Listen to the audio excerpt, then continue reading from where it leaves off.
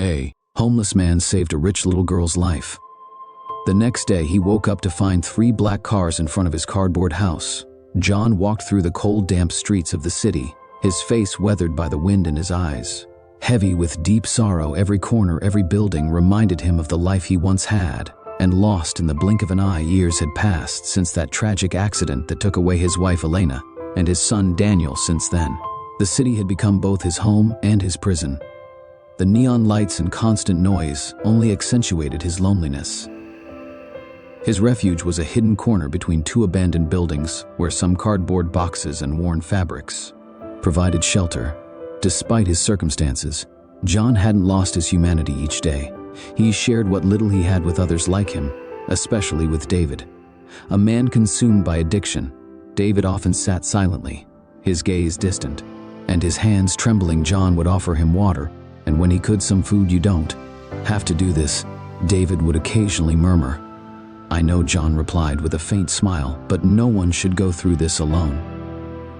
Meanwhile, in the city's most exclusive area, Isabella watched the world from her large room's window. At 8 years old, she was surrounded by everything money could buy, by expensive toys, elegant dresses, and a room that looked like it belonged in a fairy tale. However, none of that filled the void she felt. Her parents, Andrew and Maria, were business tycoons, always engrossed in their work. Family dinners were silent and formal, if they even happened at all. Isabella's only constant companion was Camila, her nanny.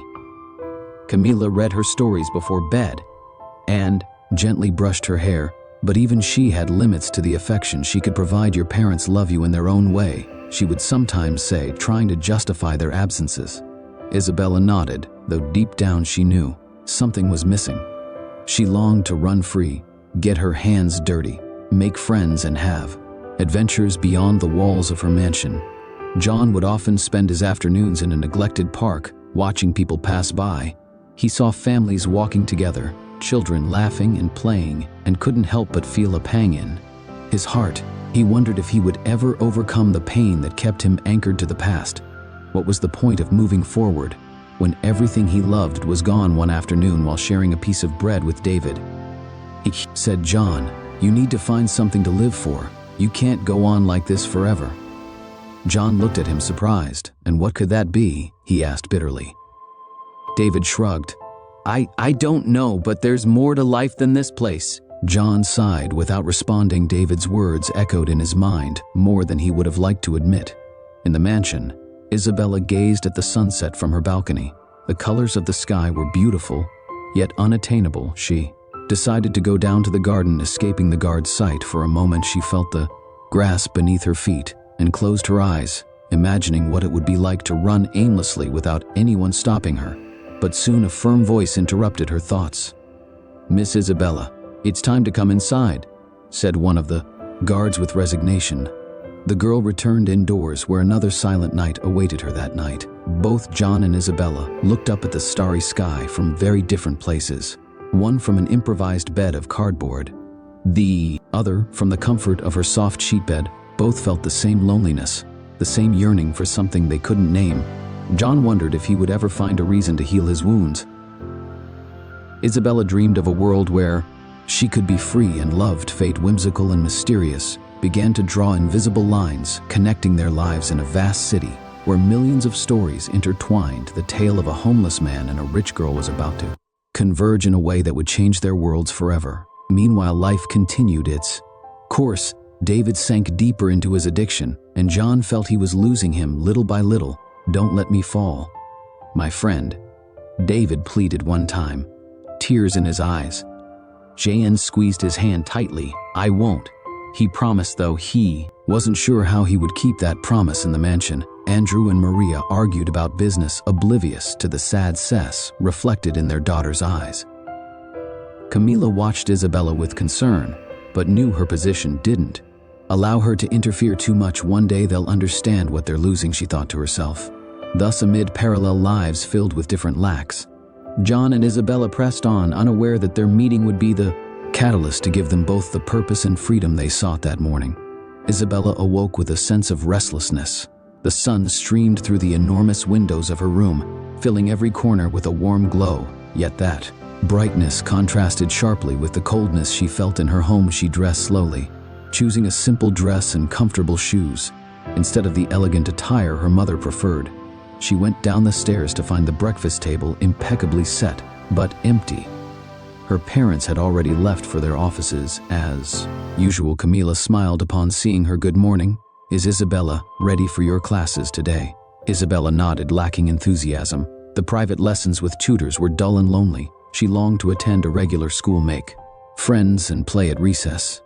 But she knew that was impossible after breakfast. While Camila organized the day's schedule, Isabella decided she had had enough. "Camila, I think I'd like to read in the garden for a while before my classes start," she said innocently. "Of course, but don't take too long. The tutor will arrive in half an hour," Camila replied. Isabella took one of her favorite books and went out to the spacious garden. The guards patrolled the area, but she knew every nook and cranny of the property. She had discovered a small gap in the back fence hidden behind some thick bushes. She had thought about escaping before, but had never dared today. However, something within her urged her to take that step. With her heart pounding, she slipped through the gap and emerged into an alley that led to a side street. She looked back one last time and began to walk quickly, distancing herself from the mansion. At first, the streets were clean and orderly, but as she went further, the buildings grew older and the sidewalks became more worn. Isabella felt both excited and scared. At the same time, she had never been alone in the city. The sounds and smells were overwhelming. Street vendors called out their wares, children ran and played, and life buzzed around her in a way she had never experienced. She stopped at a small park and sat on a bench, watching everything with fascination. An older woman selling flowers approached her. "Would you like a flower, dear?" she asked kindly. Isabella smiled. "I don't have any money," the woman winked at her. "Don't worry, this one is for you." She handed her a small daisy. "Thank you," Isabella replied, feeling a warmth from the gesture that she rarely experienced. She continued on her way, losing herself among the streets, and enjoying every moment without realizing it. She ventured into a less friendly area. The streets were dirtier, and the people passing by had hard, distrustful looks. She started to feel uncomfortable and decided it was time to return, but she didn't know how to get back. At that moment, a tall, intimidating man approached her. He had a scar on his cheek and a smile that didn't reach his eyes. He was Hector. "Hello, little girl, are you lost?" he asked, his voice soft but filled with intent. Isabella took a step back. "I'm fine, thank you. Come on. You don't need to be afraid. I can help you find your way." Hector insisted, moving closer. Two more men appeared behind him, blocking any escape routes. Isabella felt a knot in her stomach. "Really? I have to go," she said, trying to stay calm. Hector placed a hand on her shoulder. "Not so fast. I think your parents will be very worried about you." Isabella tried to break free, but Hector's grip tightened. "Let me go," she shouted, hoping someone would hear her. A few meters away, John was walking toward his refuge. After looking for some food, he heard a girl scream and stopped. He looked into the alley and saw Isabella being held by the men. Without a second thought, he approached quietly. "Let her go," he said firmly. Hector and his men turned, surprised. "And who are you to interfere in our business?" One of the henchmen snapped. "Someone who won't," John replied, positioning himself between Isabella and the men. Hector laughed. "Look, as street hero, you'd better step aside if you don't want trouble." John knew he was at a disadvantage, but he couldn't stand by. "The girl is coming with me," he declared. Without further warning, one of the men lunged at John. He dodged the first punch and countered, hitting the attacker in the stomach, but the other two charged at him. A flurry of punches and kicks hit him, but John held firm with determination. He managed to take down another of the men, but Hector seized the opportunity to pull out a knife. "I warned you," Hector said, advancing with the blade glinting in the dim light. Isabella, terrified, screamed, "Watch out." John turned just in time to dodge the attack, but the knife grazed his arm, leaving a bleeding wound. Ignoring the pain, he grabbed a metal pipe from the ground and used it to keep Hector at bay. John's movements were precise, the result of someone who had learned to survive on the street. Finally, police sirens could be heard in the distance. Someone must have alerted the authorities. Hector cursed under his breath. "This isn't over," he threatened before fleeing with his men. John took a deep breath, holding his injured arm. He turned to Isabella. who had tears in her eyes. "Are you okay?" he asked. Gently, she nodded, trembling. "Thank you. You saved me. It's dangerous to be alone." "Around here, where are your parents?" John inquired. Isabella looked down. "I don't know. I ran away from home." John sighed. "Come on, let's find a safe place and then we'll figure out how to get you back." He led her to a nearby, abandoned building where he could tend to his wound and ensure Isabella was safe. Meanwhile, the sirens drew closer, but John knew the police wouldn't be much help to someone like him sitting in the old building. Isabella watched as John tore a piece of his shirt to bandage his arm. "Why did you do that? You could have gotten hurt," she said weakly. John smiled faintly. "I couldn't let anything bad happen to you. No one should face that kind of danger alone." She looked at him intently. "You're very brave. I just did what anyone should do," he replied, downplaying it. A few minutes passed in silence. Isabella felt a mix of guilt and gratitude. "My parents don't know I'm here. They're probably mad at me. I'm sure they're worried." John said, "You should go home." Isabella hesitated. "I don't want to go back. They don't listen to me. They don't care." Jan looked at her with understanding. Sometimes people don't realize what they have until they lose it. But running away isn't always the solution. She sighed. "I guess you're right. I'll take you as close as I can. It's better for you to be home and safe," John offered. Isabella nodded. "Thank you. You're very kind." Jan stood up, ignoring the pain in his arm. Together, they started the journey back, though they tried to stay discreet. It wasn't long before the mansion's guards spotted them upon seeing Isabella. They rushed toward her. "Miss Isabella, we've been looking for you everywhere," one of the guards exclaimed. She looked at John with concern. "He saved me. You have to help him." The guards eyed John with suspicion. "Sir, we appreciate your help, but we'll take care of her now." Before he could respond, he felt the guards pulling him away. "Wait," said Isabella. But the guards were already taking her back to the mansion. John watched her leave, feeling a strange sense of loss. He turned around and returned to his refuge, unaware that this encounter would change his life forever. That night, as he settled among his cardboard boxes, John thought about the bravery of the little girl and the injustice of such a young child having to face so much loneliness for the first time. In a long while, he felt a spark of purpose. Perhaps, just perhaps, there was still things worth fighting for. Isabella in her room gazed out the window, hoping to see the man who had risked everything to save her again. She knew something had changed inside her, and a determination began to form in her heart. She would do everything possible to find him again, and thank him as he deserved. The soft light of dawn filtered through the cracks in the crumbling walls of the abandoned building where John and Isabella had taken refuge. The night's silence gave way to the distant murmur of the city waking up. John still saw from the blow, and with the wound on his arm covered by a makeshift bandage, watched the girl resting beside him. Isabella, exhausted from the events of the previous day, had fallen into an uneasy sleep. As she slept, John reflected on what had happened. He couldn't help but feel a mix of concern and responsibility. It had been so long since he allowed himself to connect with someone. Isabella's vulnerability stirred protective instincts in him that he thought he had forgotten. He remembered his own son Daniel, and a pang of pain shot through his chest. Isabella began to stir and slowly opened her eyes upon seeing John. A shy smile appeared on her face. "Good morning," she whispered. "Good morning," John replied gently. "How do? You feel a bit tired, but I'm okay," she said. Sitting up, she looked around, noticing the state of the place. "Is this your home?" John nodded slightly. "It's where I usually spend the nights. It's not much, but it's quiet." She watched him curiously.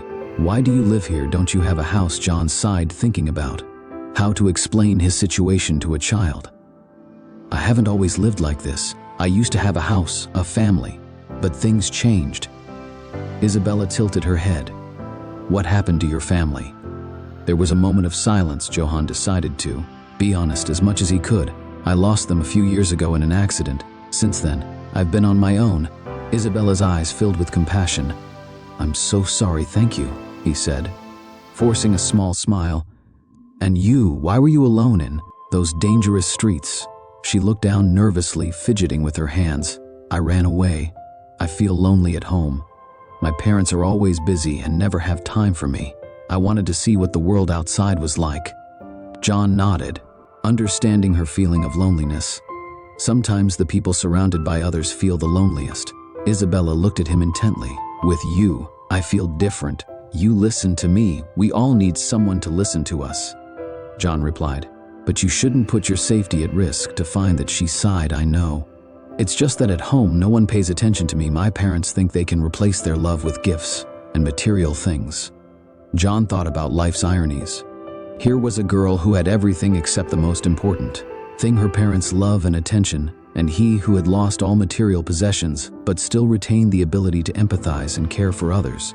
Maybe if you talk to them, told them how you feel. JN suggested. I've tried, but they're always busy or don't take me seriously, she replied.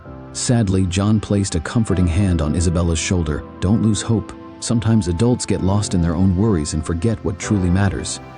She smiled. Weakly, you're very wise. He chuckled softly. I don't know about wise, but I've learned a few things along the way. They spent a while in silence, each lost in their thoughts. Finally, John said, it's time for us to head back. Your parents must be very worried. Isabella frowned. They're probably mad. It's better to face the consequences than to make them suffer more. JN said, besides, I can accompany you and make sure you get there safely. She nodded, though a part of her didn't want that moment to end. Will I see you again? She asked, a glimmer of hope. In her eyes, John hesitated. I'm not sure it's a good idea. Our worlds are very different, but that doesn't matter. Isabella insisted. You're my friend. The word friend resonated with John. It had been so long since he considered himself a friend to anyone. All right, he finally conceded. We can meet occasionally, but with caution. Isabella smiled broadly. It's a promise. They set off. John knew the less traveled paths, avoiding areas that might draw attention. As they neared the more affluent parts of the city, curious and sometimes disdainful glances from passers-by fell upon him. But John stood firm, focused on his mission. Upon reaching a corner near Isabella's mansion, they stopped. I can't go with you beyond this point. John said, it's better if you enter alone. Isabella looked at him with concern. Will you be okay? He smiled. I'll be fine. Take care. And remember what we talked about. She nodded, and acting on impulse gave him a quick hug before running towards her house. John stood there, surprised by the gesture, feeling a warmth he hadn't experienced in a long time. From a distance, he watched as Isabella was greeted by the guards, who immediately escorted her inside, satisfied that she was safe. John turned and began to head back to his refuge. As he walked, his thoughts crowded in the encounter with Isabella had stirred feelings and memories he thought were buried. There was something about her innocence and sincerity that gave him hope. Perhaps after all, there were still good things in the world. At the mansion, Isabella's return caused quite a commotion. Camila rushed to meet her, embracing her with tears in her eyes. We were so worried. Where have you been? She exclaimed. I'm sorry, Camila. I got lost, but a friend helped me get back, Isabella explained. Before she could say more, Maria appeared with a severe expression. Isabella, this is unacceptable. Do you know the scare you've given us? Isabella looked up, gathering her courage. I'm sorry, Mom. I just wanted to spend time with you and Dad. I feel so lonely. Maria seemed taken aback by her daughter's words. We'll talk about this later. Now go to your room. Isabella wanted to protest, but decided it wasn't worth it. She climbed the stairs, feeling like her home was more of a prison than ever. That night, as she tried to sleep, she couldn't stop thinking about John. She decided she would find a way to see him again. He was the only one who understood her, and she didn't want to lose that connection. Meanwhile, John lay on his makeshift bed, staring at the peeling ceiling. He thought about Isabella and how a simple conversation had lightened his burden. Perhaps helping her find her way could also help him heal his own wounds. Fate had intertwined their lives, and although they didn't know it yet, that bond would grow stronger with each passing day. The dawn filtered through the gaps in the cardboard and fabric that made up John's shelter. The distant sounds of the waking city served as his natural alarm. Opened his eyes slowly, still feeling the weight of recent events. His body ached from the blows he received while rescuing Isabella, but an unusual calm filled his spirit. He had found a spark of purpose in helping the girl, something he hadn't felt in a long time. As he sat up, he noticed an unusual noise, the rumbling of nearby engines. He furrowed his brow and stepped out of his shelter to investigate. Before him, parked in front of his humble abode, were 3 black luxury cars that contrasted sharply with the decaying surroundings of the alley.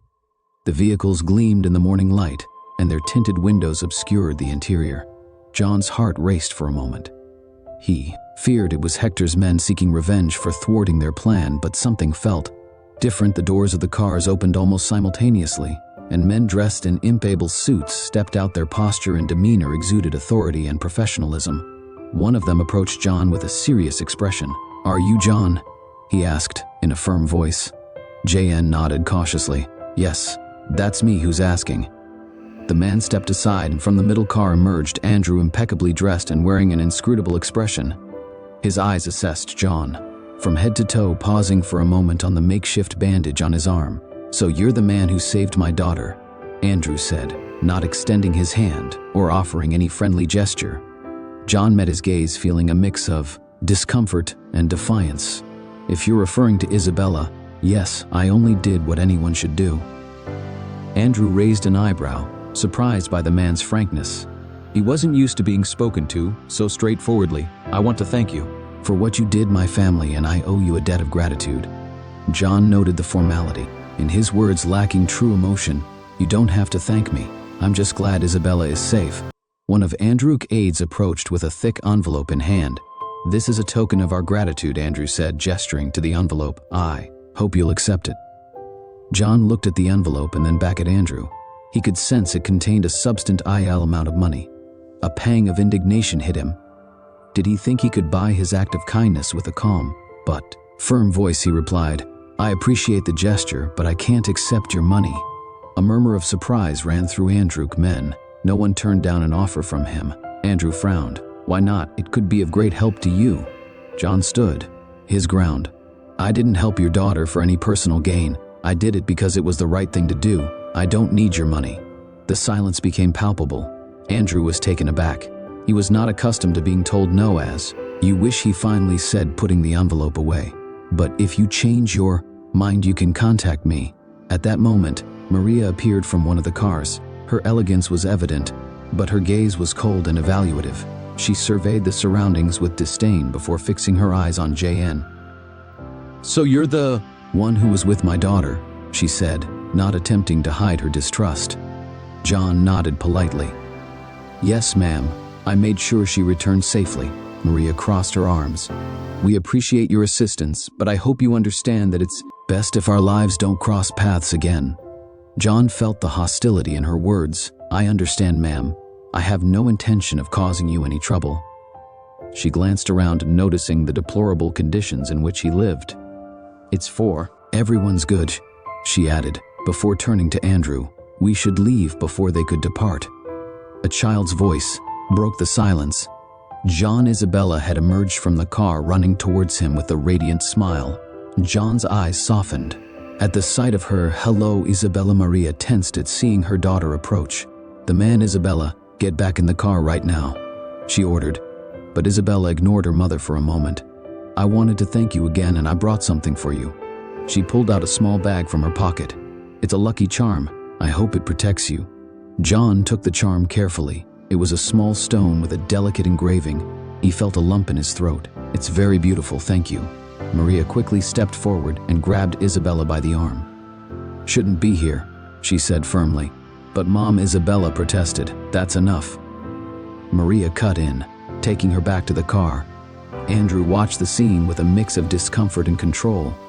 He turned to John one last time. "As I said, if you need anything, contact me." He handed him a card with his information. John took the card out of courtesy, even though he knew he would never use it. "Have a good day." He simply said. The men returned to their cars, and within seconds, the vehicles drove away, leaving a cloud of dust and the echo of engines. Behind, John stood still, contemplating the charm in his hand and feeling the weight of the card in his pocket. A mix of emotions washed over him: gratitude for Isabella's gesture, frustration at her parents' attitude, and an unease he couldn't explain. Back in the car, Maria reprimanded Isabella. "You shouldn't approach strangers, especially people like him." Isabella frowned. "Heck, not a stranger, Mom. He's my friend. He saved me. That doesn't make him trustworthy." Maria replied. "I don't want you to see him again." "But Mom," she tried to protest. "No, BU, it's for your safety," Maria concluded in a definitive tone. Andrew watched the argument from the rearview mirror, although he shared some of his wife's concerns. Something in Isabella's reaction made him feel a pang of guilt. Was he being too harsh? He shook his head, focusing on the matters at hand. Meanwhile, JN returned to his shelter. He sat on the ground, contemplating the charm he thought about Isabella's sincerity and her parents' coldness. How could such a warm girl come from such a frigid environment? He tucked the charm into his pocket, feeling it was a small ray of light in his life. David stumbled in his eyes. Glassy. Who were those guys? He asked curiously. Just grateful people, John replied evasively. David chuckled sarcastically. Don't tell me you've made rich friends. Now, John smiled slightly. It's not something that matters. David shrugged. Be careful, friend. Those people only bring trouble. I'll keep that in mind, John affirmed. As the day wore on, JN couldn't shake the image of Isabella and Maria's words from his mind. He knew their worlds were different, but he felt a genuine connection with the girl. He decided that for her sake it would be best to keep his distance. However, fate had other plans in the mansion. Isabella locked herself in her room, frustrated by her parents' attitude. She decided she wouldn't let them prohibit her from seeing JN. He was the only one who understood her, and she wasn't going to give up. That friendship, she began to devise ways to visit him again, without anyone knowing. Meanwhile, Maria expressed her concerns to Andrew. I don't like Isabella being around that man. We know nothing about him. Andrew sighed. He saved her life. Maybe we should be more considerate. Being considerate doesn't mean putting our daughter at risk. Maria countered. People like him are just looking to take advantage. I offered him money, and he turned it down, Andrew pointed out. And doesn't that seem suspicious to you? Maria insisted maybe he wants something more. Andrew didn't respond immediately. Deep down, he shared some of his wife's doubts, but he also felt there was something different. About JN, he decided it would be best to keep things under control that night. As the lights of the city shone in the distance, John gazed at the stars from his shelter. He held Isabella's charm, feeling a warmth that was strange, yet comforting. Although Maria's words had been harsh, he couldn't help but feel that something good had emerged from all of this. However, he was unaware that the decisions made that day would mark the beginning of a series of events that would test his strength and change his life. Irreversibly, days passed with apparent normalcy in the Herrera mansion. However, for Isabella, every minute was an opportunity to plan her next encounter with John. Her parents' prohibition only fueled her determination. She knew she had to be careful not to raise suspicions, but her longing to see her friend outweighed any fear. One afternoon, after her private lessons, Isabella approached Camila with an innocent smile. Camila, could you help me choose a book in the library? I want something new to read tonight. Camila, always accommodating, nodded. Of course, dear. Let's go together. As they browsed the shelves filled with old and new volumes, Isabella pretended to be interested in various titles. When she found the right moment, she said, Oh, I forgot my bookmark in my room. Could you wait for me? Here. I won't take long. Sure, I'll wait here, Camila replied, absorbed in one of the books. Isabella quickly exited the library, but instead of heading to her room, she slipped toward the back entrance of the mansion. She knew the guard schedules and was aware she had a window of time before they noticed her absence. She climbed through the same gap in the fence she had used before and ventured into the streets of the city. Her heart raced with excitement and nervousness. She had packed a small backpack with food and a blanket she had taken from her room. She wanted to bring something for John to show him that she valued their friendship. After a few minutes of walking, and recalling the path she had taken before she arrived at the alley where she remembered John's shelter, she found him sitting on a step gazing at the horizon with a thoughtful air. John, Isabella exclaimed, running toward him. John turned, surprised upon seeing her. He quickly stood up. Isabella, what are you doing here? It's dangerous for you to be alone in this place. She smiled, unable to contain her joy. I had to see you. I brought you some things. She showed him the backpack. John sighed, though he couldn't help feeling touched. You shouldn't have come. If your parents find out, they won't. I was careful, she assured him. Besides, I wanted to spend time with you. He looked at her seriously, but the sweetness in Isabella's eyes melted his objections. All right, but only for a little while, and next time let me know, and I'll see how we can meet in a safer place. They sat together on an old bench that offered a panoramic view of the city. Isabella began to take out the food from her backpack, Sandwiches, fruit, and some treats. I hope you like them, she said, offering him one. Thank you. John replied, taking a sandwich. You didn't have to go through the trouble, it's the least I can do. You've been very kind to me, she said. As she took a bite of an apple, hours passed. As they conversed, Isabella shared stories about her classes, her favorite books, and how she sometimes felt like a prisoner in her own home. John in turn recounted tales from his life before the accident, happy moments with his wife and son. He spoke of Daniel, his son, and how much he loved playing soccer. It must have been very hard to lose them, Isabella said empathetically. JN nodded, lost in thought. It was. It still is. But meeting you has reminded me that there are still good things in the world. Isabella smiled. I'm glad I can help you, just like you helped me. As the sun began to set, JN insisted it was time for her to go back. I don't want them to worry about you. Besides, it's safer if you return before it gets dark. Okay? She agreed, but I promise I'll be back only if we have a safer plan. John replied, I don't want you taking risks.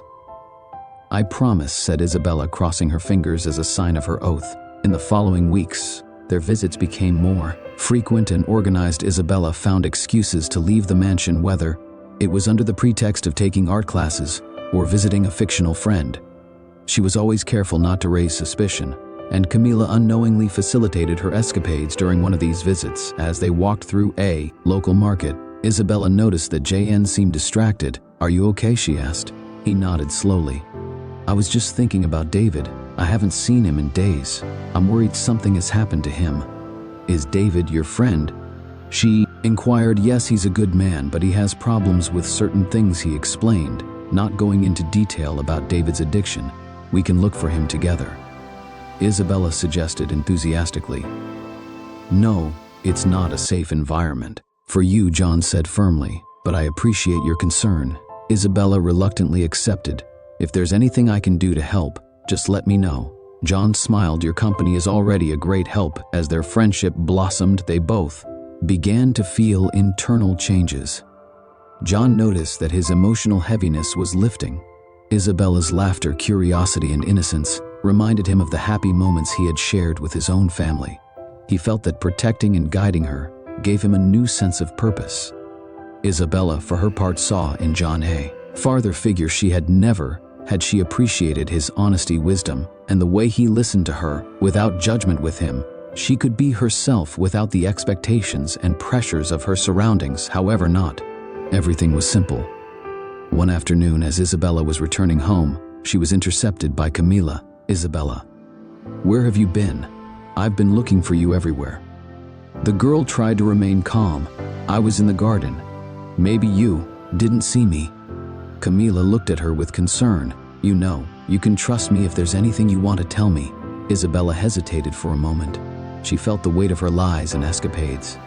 I'm fine, Camila. I just needed a little fresh air. The nanny sighed. That's all right, but please don't wander off without letting me know. You know how your parents get. I know. I'm sorry, said Isabella, hugging her. Meanwhile, in the mansion, Maria sensed that something was amiss. Although her relationship with Isabella had always been distant, she perceived changes in her daughter's behavior. She decided to investigate discreetly, asking one of the guards to watch her daughter's movements. One night, John was in his shelter contemplating the charm Isabella had given him. He thought about how his life had changed since meeting her. He wondered if it was right to allow such a young girl to get involved in his complicated world. David suddenly appeared, looking worse than usual. John, I need help, he stammered. JN approached quickly. What's wrong, David? They're looking for me. I owe money and I don't know what to do, he confessed desperately. JN knew that David's problems could bring dangerous consequences. Calm down. We'll find a solution, but you need to stay away from those people. David nodded, though his lost gaze indicated he was on the brink of despair. The next day, Isabella arrived at their meeting spot, but John was not there. She waited patiently, but he didn't show up. Worried, she decided to search for him at his shelter. When she arrived, she found John tending to David, who was in bad shape. What happened to him? She asked, alarmed. JN was surprised to see her. Isabella, I told you this place isn't safe. I know, but I was worried. Can I help with anything? Hesitated, but saw the determination in her eyes. All right, I need clean water. "And some bandages. Do you think you can get them?" "Yes, of course," she affirmed, ready to do whatever it took. They worked together to care for David. Isabella watched as John treated his friend with patience and care. She admired his dedication and realized that he also needed court. "John, you don't have to carry it all alone," she said softly. He looked at her gratefully. "Sometimes it's not easy to accept help, but thank you." That moment strengthened their bond.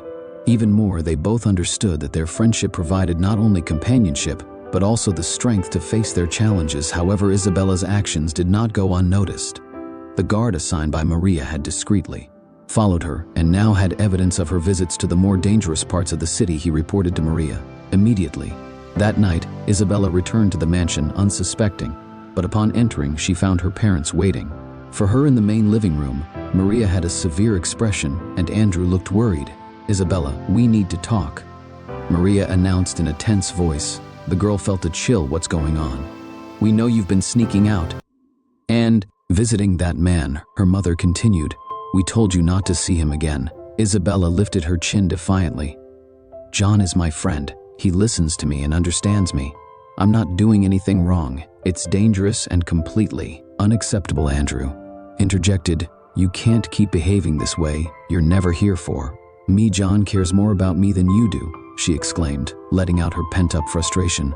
Maria seemed taken aback by her words. "We are your parents, and we know what's best for you." "Then prove it," Isabella shot back before running to her room. Andrew sighed, rubbing a hand across his face. "This is getting out of hand." Maria pressed her lips together. "We need to take action. That man is a bad influence, and I won't allow our daughter to be put in danger."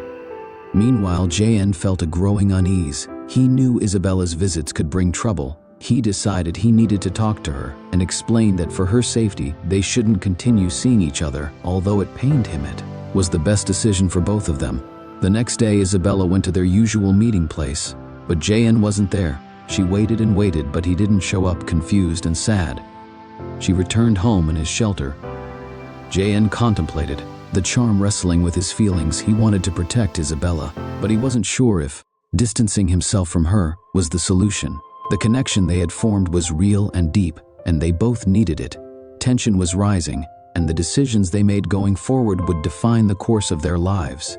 Maria and Andrew's actions, driven by fear and control, would only serve to complicate matters further. The fates of John and Isabella were intertwined, and no obstacle could easily break that bond. The city, cloaked in night, revealed its darkest face in shadowy alleys and forgotten places. The most terrible secrets were whispered among shadows. Hector, with a scar running across his left eyebrow, met with his men in an abandoned warehouse on the outskirts. The defeat he suffered at the hands of John still burned in his pride.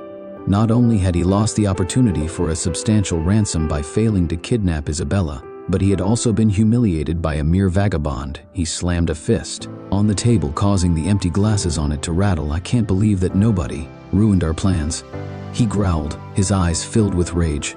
One of his henchmen, a thin man with tattoos snaking down his arms, dared to speak. "Boss, that guy is tougher than he looks. Maybe we should just let it go." Hector spun around, abruptly. "Let it go? Let a homeless man make us look foolish? No, this is personal. Besides, there's more to this story than meets the eye." He pulled out a worn manila envelope and tossed it onto the table. "I've been doing some digging," he announced, "and I've discovered something very interesting about the girl's father, Andrew Herrera." The men leaned in, curious. Hecht or pulled out photos and documents from the envelope. "Andrew isn't the upstanding businessman everyone thinks he is. He has a dark past filled with dirty deals and alliances with dangerous people. And the best part is that he's desperate to keep it hidden." One of the men picked up a photo. "And what do we gain from this?" he asked. Hector smiled wickedly. "Weck, make him an offer if he helps me get rid of John and achieve what I want. His secrets will stay buried. If not, I'll make sure everything comes to light." Meanwhile, in another corner of the city, Julia Morales, an investigative journalist known for her tenacity, was reviewing notes and clippings in her small apartment. She had been following leads on a series of recent criminal activities, and the failed kidnapping of Isabella Herrera had caught her attention.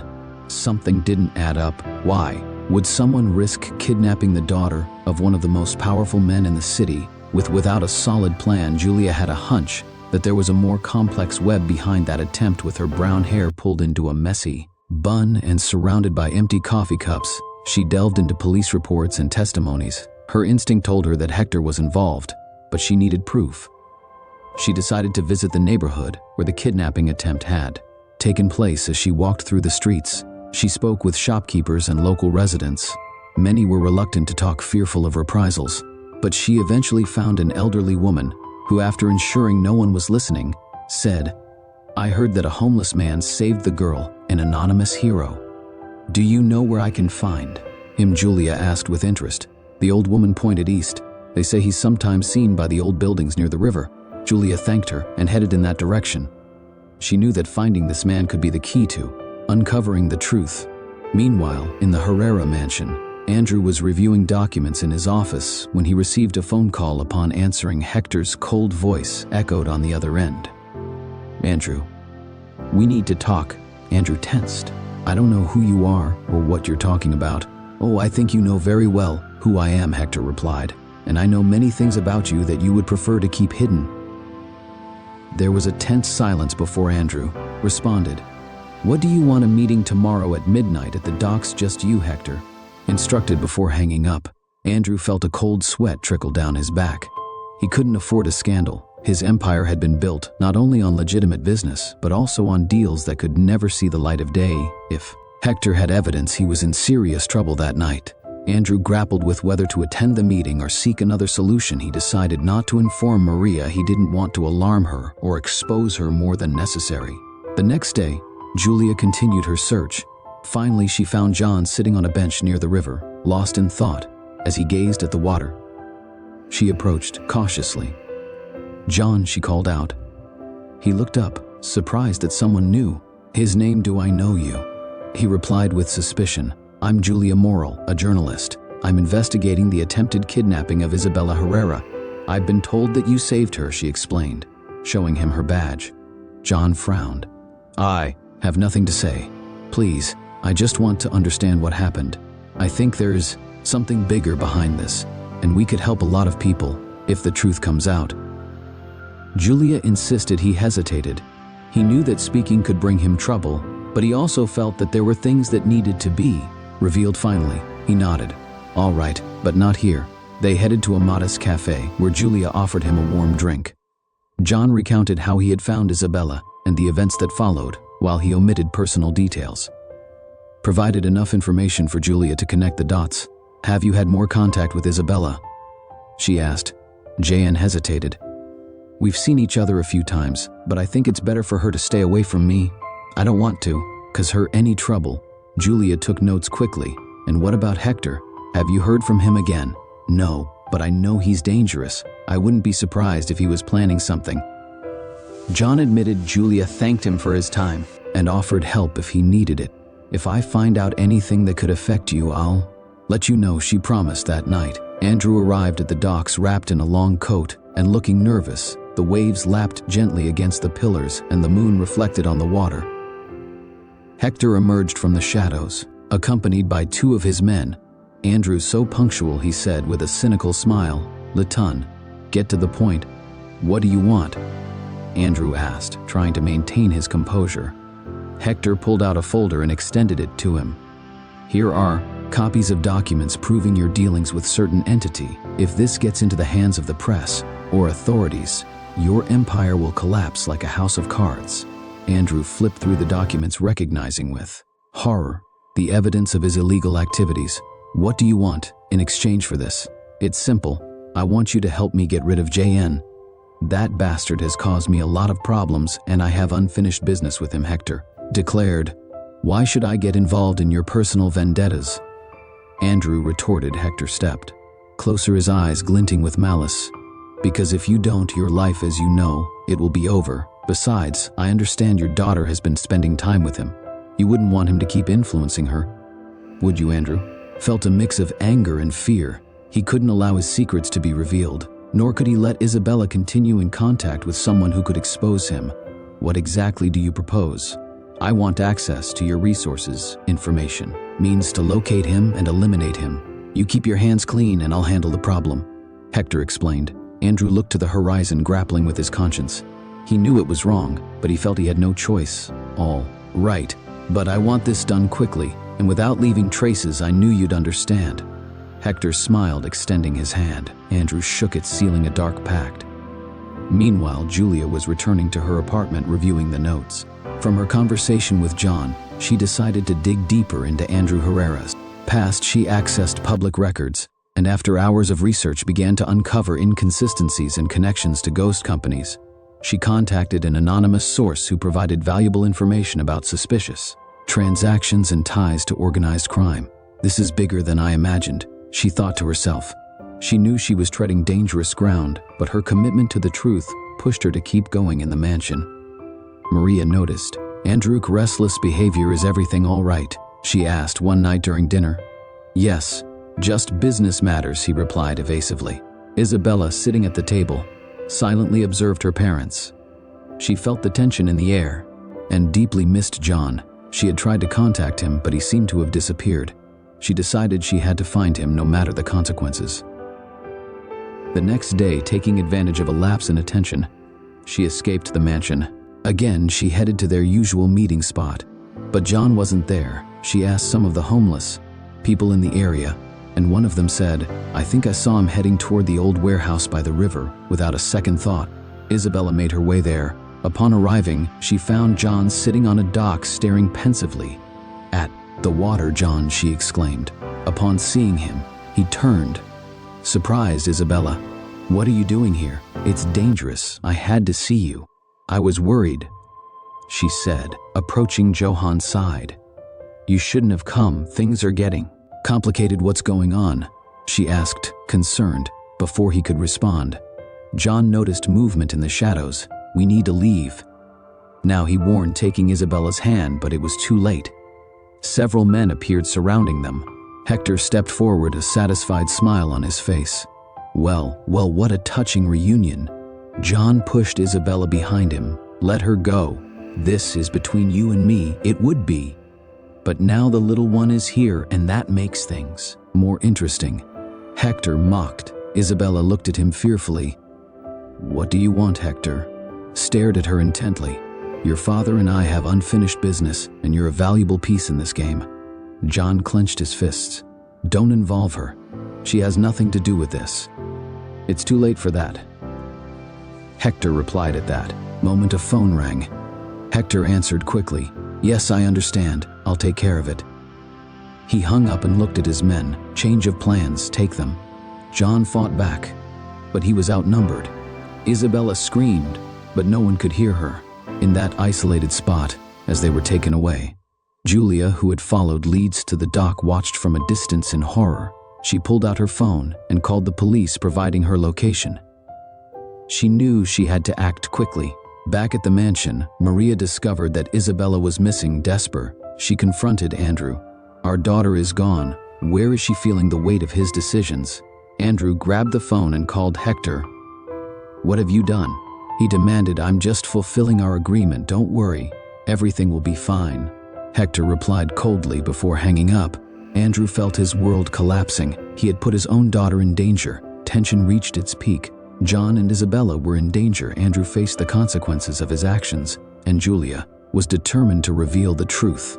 The lives of all of them were about to collide in an inevitable outcome as they were taken to an unknown location. John looked at Isabella and whispered, I promise I'll get you out of this. She nodded, fully trusting him. Despite the danger, she felt that together they could overcome any obstacle. Danger lurked around every corner, and the decisions made in the shadows would soon come to light, forever changing the lives of everyone involved. The night descended upon the city like a cloak of shadows. In the streets, the lights flickered, but in the hearts of some, the darkness ran deeper. Andrew found himself in his office, contemplating the reflection of his face in the window. Hector's call echoed in his mind. He had made a decision that tormented him, to ally with a criminal to protect his secrets and consequently his empire. Meanwhile, Isabella, unaware of her father's machinations, decided once again to seek out John. She sensed that something was wrong. During the last time she had tried to contact him, he had been distant, taking advantage of Maria being occupied and the guards distracted. She escaped the mansion and headed to the place where she used to meet her friend. John was in his shelter feeling restless. He knew that allowing Isabella to keep visiting him was risky, but the connection they had formed was too strong to break easily. When he saw her approaching, a mix of joy and concern flooded his chest. "Isabella, you shouldn't be here," he said, softly, unable to hide a smile. "I had to see you. I feel like something bad is happening," she replied. Getting closer before they could exchange more words, an unusual noise alerted them. From the shadows emerged several figures. Hector and his men had arrived. John understood immediately that they had fallen into a trap. "Well, what a touching reunion," Hector said with a sardonic smile. "Just what I needed." Jayan positioned himself between Hector and Isabella. "Let her go. This is between you and me." Hector shook his head. "I'm afraid you're both part of the game now." With a gesture, his men surrounded John and Isabella, preventing any escape with no option. They were taken to a dark van and transported to an unknown location. During the ride, Isabella squeezed John's hand tightly. "I'm scared," she whispered. "I'm here with you." He assured her, "I won't let anything happen to you." They arrived at an abandoned warehouse on the outskirts of the city. They were forced inside and seated in chairs that hands tied. Hector strolled in front of them, relishing the power he had at that moment. "Your father must be very worried about you, Isabella," he commented with feigned concern. Perhaps Heck be more willing to cooperate. Now, Isabella looked at him defiantly. "What do you want from him?" "Just what's rightfully mine," he replied, evasively. Then he turned to John. "And you're just an inconvenience that needs to be eliminated." John observed him calmly. "If this is between you and Andrew, keep the girl out of this." Hector laughed. "Things aren't that simple. Besides, Andrew and I have a longer history than you can imagine." Hours later in the Herrera mansion, Maria discovered that Isabella wasn't in her room. Desperation overtook her, and she immediately called. "Andrew, Isabella is missing. She's nowhere to be found," she exclaimed over the phone. Andrew, aware of the possible implications, felt a knot in his stomach. "Calm down, we'll find her," he said.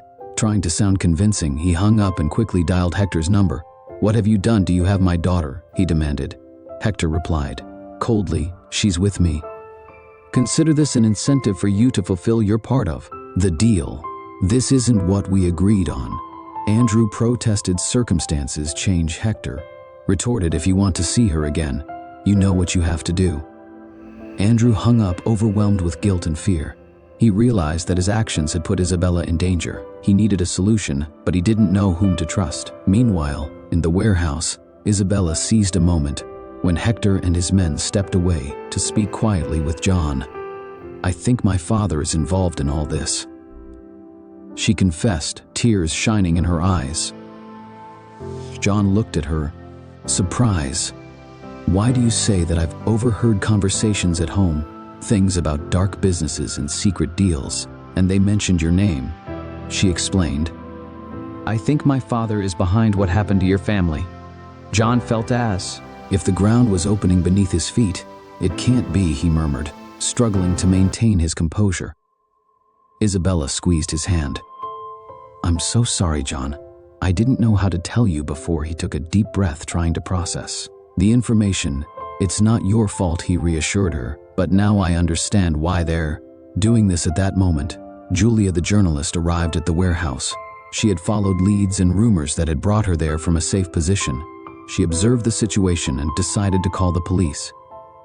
She knew she needed evidence to back her investigation, and more importantly, to rescue John and Isabella inside the warehouse. Hector returned with a satisfied expression. "Well, it seems your father is considering my terms," he said to Isabella. "Maybe this will all end soon."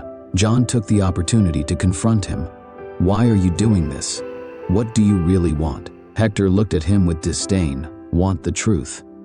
Andrew and I have been in business together for years, but lately he's been trying to get rid of me to clean up his image.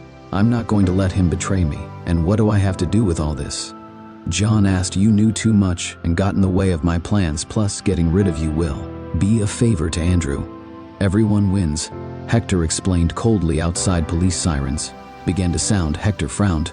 "Looks like we have company," he said, turning to his men. "Get ready, we won't let them catch us." Amid the chaos, John saw an opportunity. "Isabella, when I tell you, run toward the back door," he whispered. "But what about you?" she asked worriedly. Don't worry about me, just promise me you'll run." He insisted. The police surrounded the building using megaphones to demand their surrender.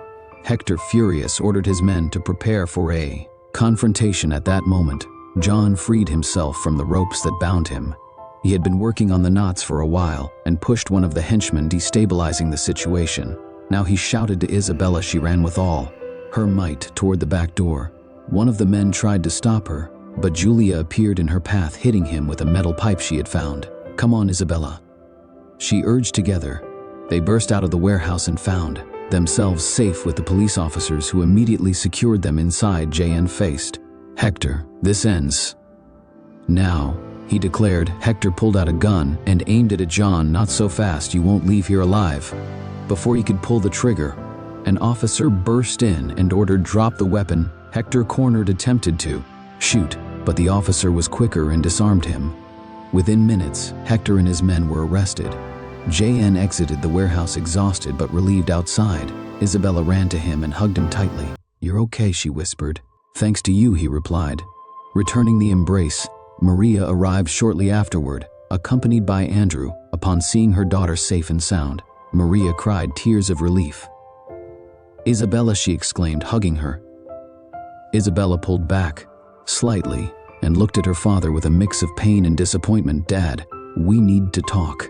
Andrew avoided her gaze. "What matters is that you're safe." "No, what matters is the truth," she insisted. "I know what you've done." Maria looked at them confused. "What are you talking about?" Isabella took a breath. "Dad has been involved in illegal dealings, and I think it's connected to John's family." Maria turned to Andrew, incredulous. "Is this true?" Andrew stammered. I just wanted to protect you. I did what I thought was necessary." JN stepped forward. "Were you involved in the accident that killed my wife and son?" Andrew lowered his head. "It was a mistake, a cover-up. I didn't think anyone would get hurt."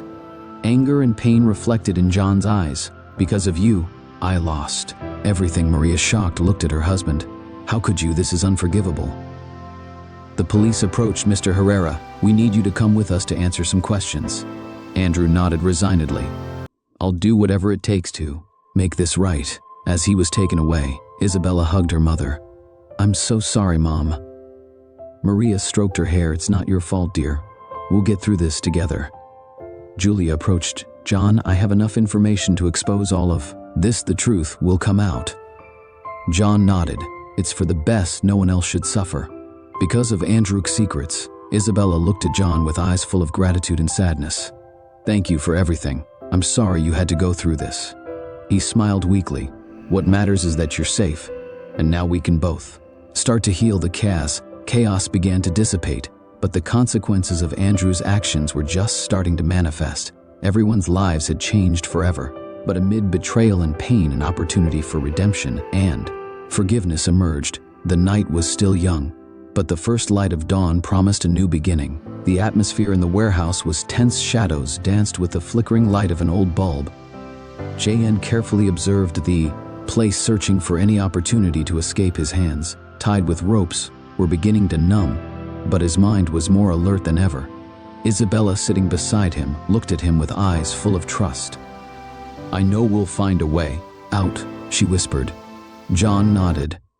"I need you to trust me," he replied softly. He had noticed that one of Hector's men tasked with watching them was easily distracted by his phone. Seizing a moment, when the guard stepped away, John began to rub the ropes against the sharp edge of an exposed pipe. After several minutes of silent effort, he managed to free himself without wasting time.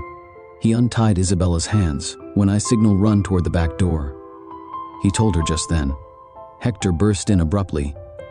"Did you think I wouldn't notice your escape attempts?" he said with a malicious grin. "You're more cunning than I thought, but the game ends here." John stepped in front of Isabella, shielding her. Let her go, Hector. This is between you and me." Hector pulled out a knife and advanced, always so heroic, "But you have no options left." At that instant, John grabbed a nearby box and threw it at Hector, knocking him off balance. "Now, Isabella," he shouted. The girl ran toward the back door as John lunged at Hector. The two men engaged in a fierce struggle. Hector, younger and armed, seemed to have the advantage, but John, driven by the determination to protect Isabella, fought fiercely. Hector managed to inflict a superficial wound on John's arm, but that didn't stop him with a quick movement. John disarmed Hector and struck him, leaving him dazed on the ground outside. Isabella found Julia and a group of police officers who had arrived, thanks to the journalist. "John is inside. He needs help," she exclaimed. The officers entered the warehouse just as John emerged. Holding Hector, "Here's the man you're looking for," he said, handing him over to the authorities. Hector, handcuffed, shot JN, one last look of hatred. "This isn't over," he threatened. John, exhausted but relieved, reunited with Isabella. "You're safe," he said, smiling weakly. She hugged him tightly. "Thank you for protecting me." Julia approached. "You did a great job. John, thanks to you, Hector will be brought to justice." John nodded. "I just want all of this to be over." As the police took Hector and his accomplices away, the dawn began to light up. The horizon, a new chapter was beginning for all of them, leaving behind the darkness of past days. After the events at the warehouse, Julia worked tirelessly to gather all the evidence obtained her investigation into Andrew.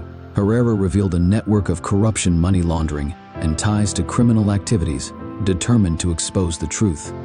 She published a lengthy article that shook the foundations of society. The news spread quickly. Media outlets replicated the story, and public opinion turned against Andrew. His business partners distanced themselves, and the shares of his companies plummeted. Authorities launched an official investigation, freezing his accounts and ordering his preventive arrest in the mansion. Maria read the article in disbelief. Although she knew something was wrong, she never imagined the magnitude of her husband's actions. With a heavy heart, she confronted Andrew when he returned home under police custody to collect some belongings. "Is this all true?" Maria asked, her eyes filled with pain. Andrew avoided her gaze. "I did what I thought was necessary to protect our family," he murmured. "At what cost?" "You've destroyed everything we had," she replied. Isabella, watching from the stairs, felt a mix of sadness and liberation. While it was painful to see her family crumble, she knew the truth had to come to light. Maria made a firm decision. "I can't stay with you, Isabella, and I will start anew away from all this." Andrew nodded, aware that he had lost the most valuable thing. "I'm sorry," he whispered, as the officers escorted him out. In the following days, Maria and Isabella began to rebuild their lives with simplicity and honesty. They found support in John, who despite everything offered them his friendship. Together, they began to heal the wounds of the past, looking toward a more hopeful future. The sun shone with a gentle warmth over the city, heralding a new day. Full of possibilities, JN walked through the streets that had once been his home, but this time with a different perspective.